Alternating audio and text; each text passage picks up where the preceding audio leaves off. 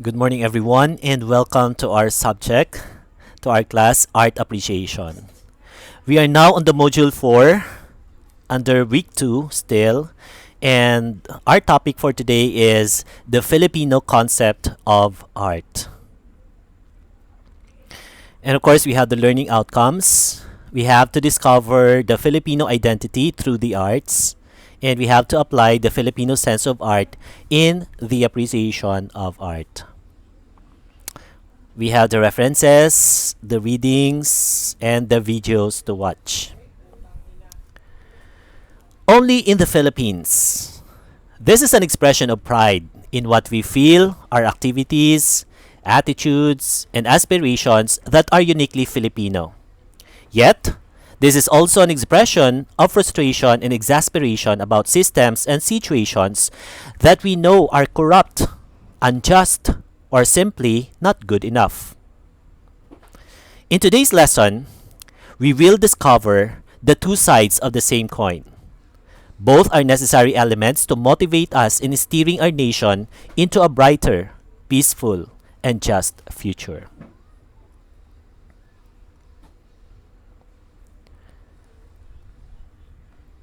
Okay, then we have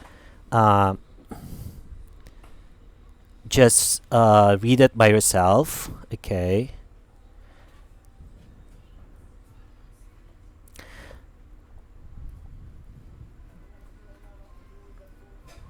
Okay, now let's begin. Um,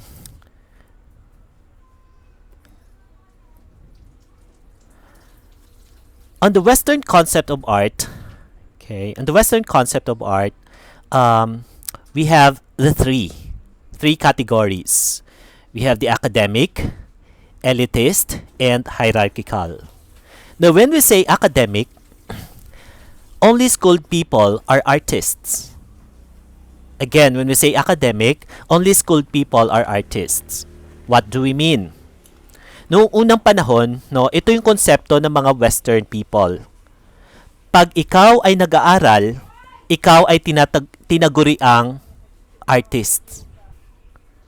Pag ikaw ay nag-aaral sa school, ikaw ay isang artist. But when we say elitist, of course, these are meant for the higher social class. Kahit naman sa atin sa panahon natin ngayon, we have elitista. These are meant for the higher social class, mga mayayaman, mga elitista. Hierarchical, yes, it is hierarchy through the word hierarchy. Okay, so again we have the high, the major art, and the fine art versus the low art, the craft, practical art, folk, or indigenous art. When we say mga major art, these are fine arts. Okay, we have fine arts. That's why we have a subject fine art. Okay, in UP Diliman. Okay, yun yung mga classification, yun yung hierarchy ng high or major art. Okay, but when we say low art, ito naman yung kanyang mga categories. Craft, practical art, folk, indigenous. Yan yung mga gawa natin sa yung mga carpentry. Okay? Yung mga carpentry, yung mga gawa ng mga netibo. Those are indigenous arts. So, they belong to the low art. Okay? Sa mga craft. When we say Filipino concept of art, it has no such Western distinctions. Okay, parang sabi ko nga sa inyo kanina, walang pagkakaiba sa Western. Okay? Walang pagkakaiba sa Western. Let's have examples of renowned Filipino artists. Let's begin with Damian Domingo. Okay? Sino nga ba si Damian Domingo? Okay? Damian Domingo, he is the father of the Philippine painting. Okay. By the way, you have the videos to watch, or you have the video to watch regarding Damian Domingo. But as a summary, we have put here the qualifications of Damian Domingo. Okay. Part of it is He founded the first art school in the Philippines, Escuela Dibujo y Pintura, in Tondo, Manila in 1821. And he became a professor and director of the Philippine Art Academy. The academy was closed after his death, producing Filipino artists trained in Western artistic tradition. Bago ka matawag na renowned Filipino artist kasi you have to have good and excellent qualifications. No? So these are the qualifications of Damian Domingo. And again, he is the father of the Philippine painting. You can watch the video for reference. Now these are the obra maestra. No, these are the masterpieces of Damian Domingo. He has Tipos del Pais, or the watercolor of Filipinos in native costumes. Okay, so take a look at his masterpiece. Also, another renowned Filipino artist is Juan Luna from 1857 to 1899. Juan Luna is considered an academic westernized Filipino painter. Okay? Sino nga ba si Juan Luna? Okay? Juan Luna has Bachelor of Arts degree in Ateneo Municipal de Manila, and he enrolled in Academy of Fine Arts in Manila. He went to Europe in 1877 and studied in Escuela de Bellas Artes de San Fernando in Spain. Okay? And he won gold medal in Exposition Nacional de Bellas Artes in 1884 for Espoliarium. Okay, this is his famous painting. Okay? And sikat si Juan Luna sa kanyang issue, no, because he was arrested for murdering his wife and mother-in-law, but he was acquitted on the grounds of crime of passion. Okay, so pinatay niya yung kanyang asawa at yung kanyang mother-in-law. Okay, but was acquitted on the grounds of crime of passion. Perhaps sa selos, no, sa kaya nagawa niya yun. But again, he was acquitted, no, napawalang sala ang kanyang pag-aresto, ang kanyang pag-murder, no, pagpatay sa kanyang asawa at saka sa mother-in-law because of the crime of passion.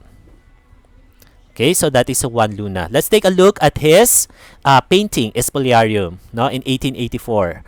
Okay, so this is the painting of Juan Luna, and it won gold medal in Exposition Nacional in Spain.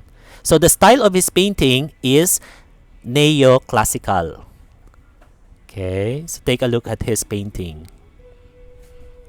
Okay, I think this explains on the painting. Ito yung kumbaga parang pinahihirapan tayo, no? This is the time of Spaniards colonization, and it illustrates here kung paano pinahihirapan yung mga Pilipino, tayong mga Pilipino na mga Kastila.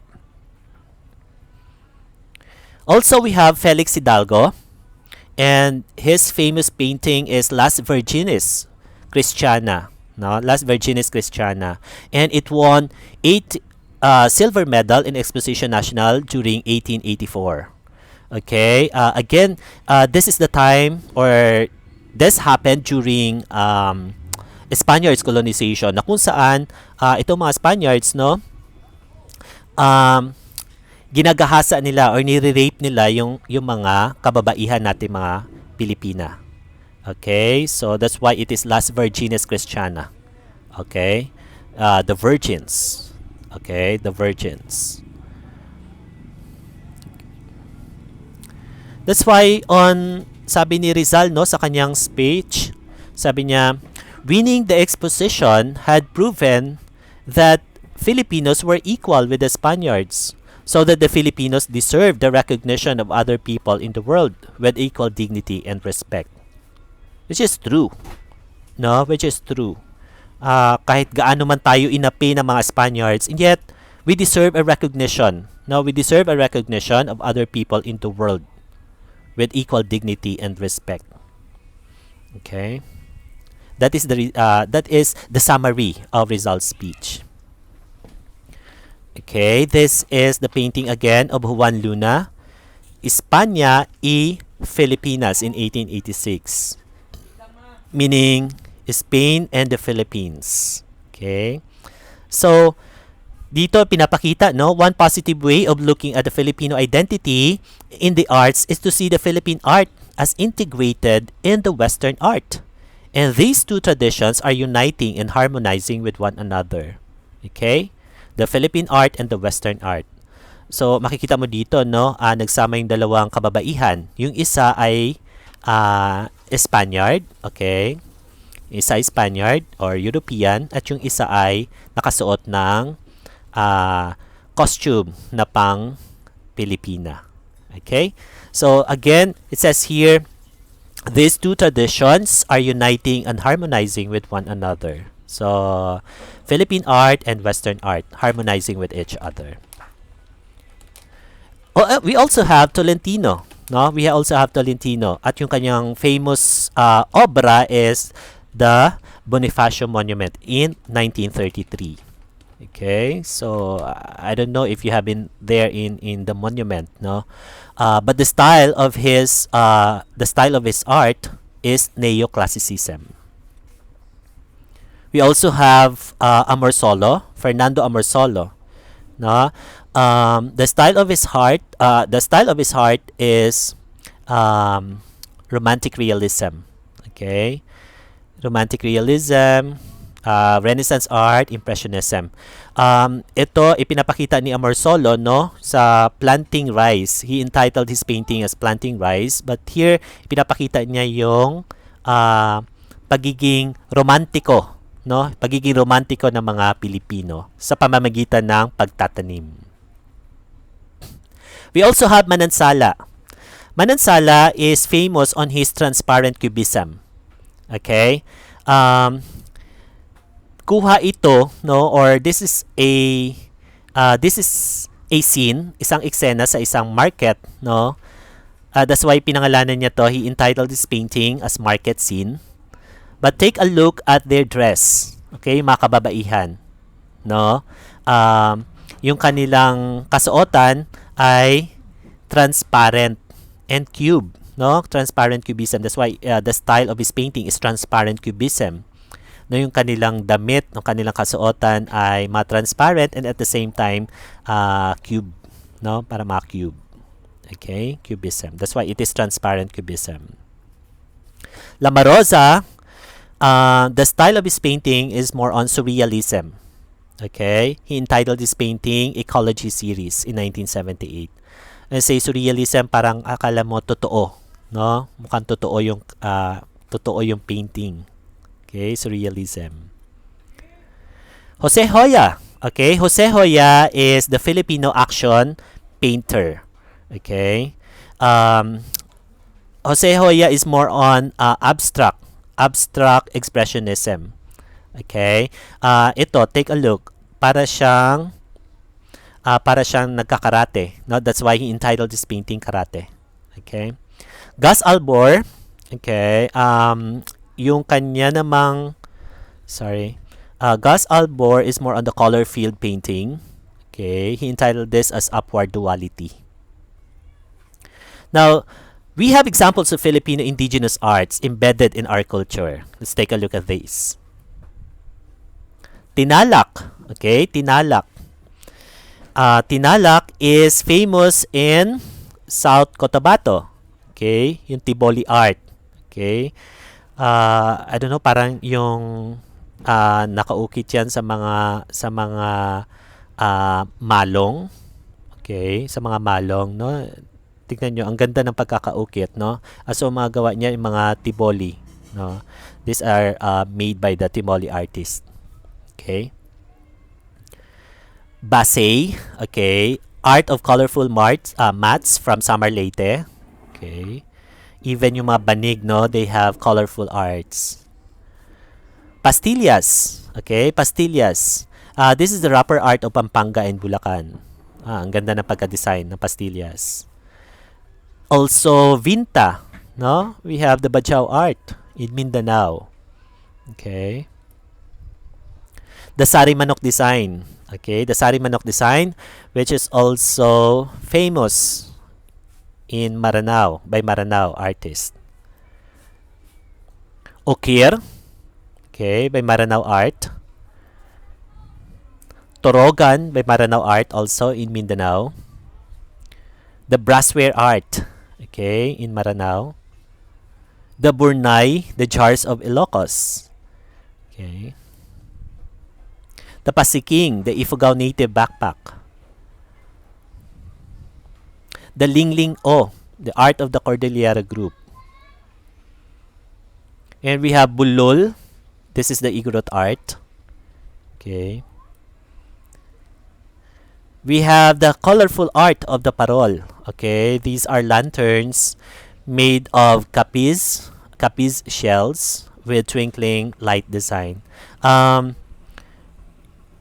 Yung mga giant, no, giant parol in San Fernando, Pampanga, 'di ba? Sometimes nagkakaroon sila ng festival, no, festival. And 'yon, nagkakaroon sila ng contest, no, during festival because the palakihan, no, palakihan ng parol. Okay. Also we have pahiyas, the art of Lukban, Quezon. Okay. We have the taka art of Paete, Laguna. Even the jeepney, there is also an art. Okay. The colorful art of the Philippine Kalesa. Okay. And it's still existing, no, in the monument. The colorful art of tricycle design. Okay. Siguro nilagyan-lagyan ng mga ganyan, no, mga art or colorful design para ma-attract yung mga passengers. We have the colorful Philippine ice cream cart. The Laji of the Ivatan is literature and music. Pasyon is also an art. So it is considered as literature, and pabasa is music. So that is also an art. The Cenaculo. Cenaculo is considered as a theater art, okay, during Holy Week, para sa mga Catholics. Okay, so at this point, I invite you to watch Dayaw. Okay, this is a documentary on the Philippine Indigenous culture, which is hosted by Senator Loren Legarda. Okay, I invite you to watch Dayaw. Dayaw is a Binisaya word which means good, valuable, superior, or beautiful. Okay, so please watch Dayaw. This is a beautiful documentary by Senator Loren Legarda.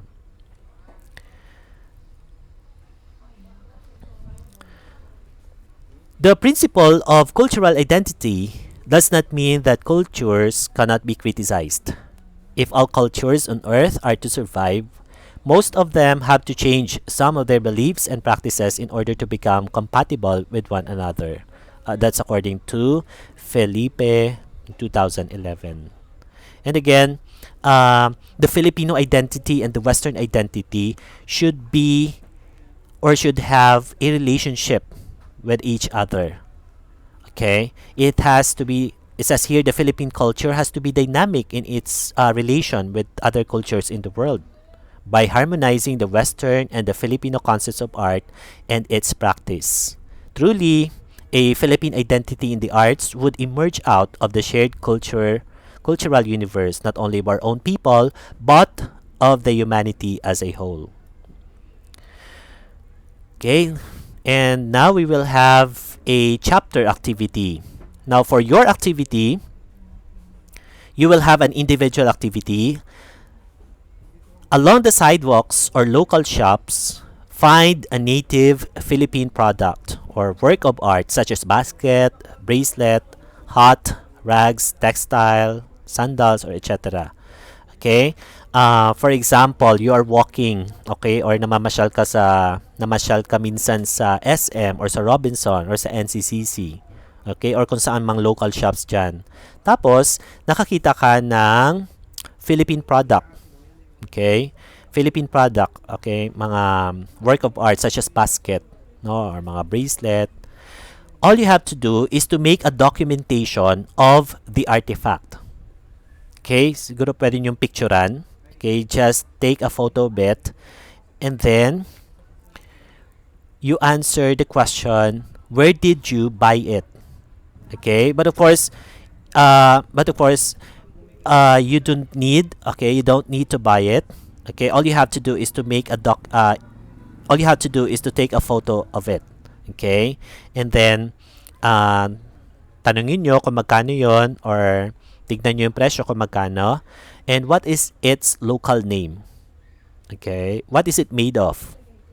Okay, is it made up of wood? Is it made up of metal? So how about the color, the size, or other information? Now you have to write a one paragraph essay answering the question, how does the product or artifact express the Filipino concept of art? Just one paragraph essay. Then use the paper provided for this activity. Okay, you will see the paper. You will see the paper provided, and it's already posted on the Google Classroom. Okay, the paper.